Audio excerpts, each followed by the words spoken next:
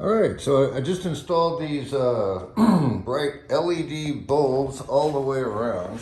Let me turn on the turn signals. Where is it? There it is. Completely dark in the garage. Well, that's interesting. Why do I have hazards flashing here? What the hell is that? Interesting.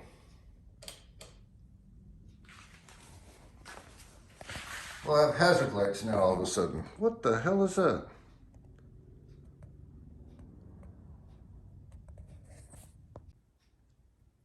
All right, so I took out the two LED bulbs from the front and replaced those with the incandescents. And now I no longer have a hazard light flashing problem. But anyway, those are nice and bright. Let me see if I can hit the brake on this thing.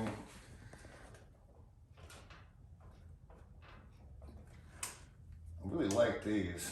Too bad they don't work with all four in there. That's really strange. Anyway, if this helps you out any, I have links in the description for these bulbs, including the brake light.